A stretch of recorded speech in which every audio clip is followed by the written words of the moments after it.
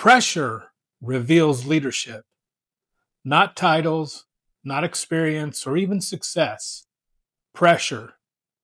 If you're leading a team through a difficult season, this message is for you. Because when things are going well, almost anyone looks like a good leader. It's during difficult seasons that people decide whether they truly trust you. After more than 40 years of leading people, I've learned one lesson I'll never forget. When the pressure rises, people don't need a perfect leader, they need a steady one. That changed the way I lead. I've led through seasons when business was thriving. I've also led through seasons when sales were down, uncertainty filled the room, and everyone wanted answers I didn't always have. As the leader, I felt the weight of those moments. I wanted to solve every problem. I wanted every answer. But over time, I realized something. My team wasn't looking to me because they expected me to know everything. They were looking to me to decide whether they should panic. That changed everything.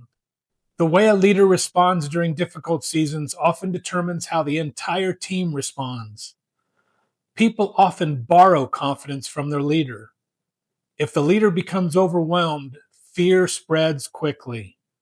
If the leader stays calm, honest, and focused, confidence begins to grow. That doesn't mean pretending everything is fine.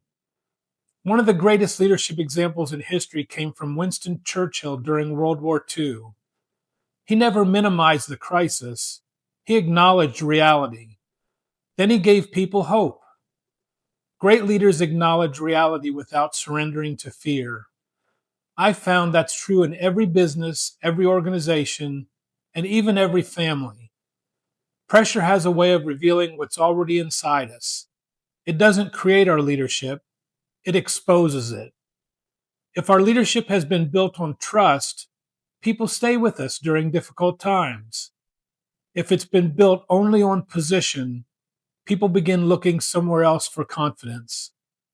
The Bible says in Psalm 78 that David shepherded them with integrity of heart, with skillful hands he led them.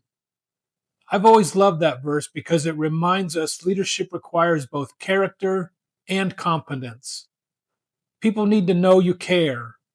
They also need to know you're prepared. One without the other is incomplete. I think that's why Joshua's story has always encouraged me. Imagine the pressure he felt. Moses was gone. An entire nation was looking to him. The future was uncertain. God didn't tell Joshua how every battle would unfold. He simply said, "Be strong and courageous, for the Lord your God will be with you wherever you go." Joshua's courage wasn't based on circumstances. It was based on God's presence. That's still true today. As leaders, we often spend too much time asking God to remove the difficult season.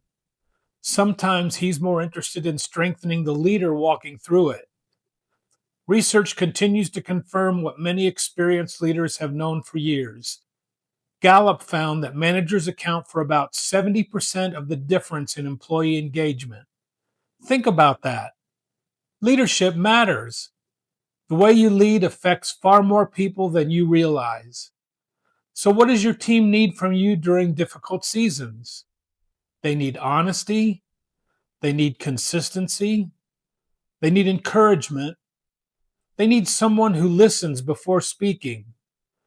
And they need someone who keeps showing up. Most of all, they need a leader who remains steady when everything around them feels uncertain. I've learned another leadership principle along the way.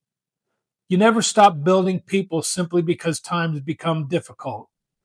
In fact, difficult seasons are when people need your investment the most. Keep encouraging and developing. Keep believing in them. One of the principles I've carried with me for years is this. First you build the people, then the people build the business. That principle matters even more during hard seasons than it does during easy ones. So let me leave you with one question. When your team walks away from a conversation with you during a difficult season, do they leave with more fear or more confidence? The answer says more about your leadership than any quarterly report ever will. Remember this: when the pressure rises, people don't need a perfect leader, they need a steady one. Build the people, then the people build the business. This is real life leadership and lessons from Steve's Corner Office, where faith meets leadership.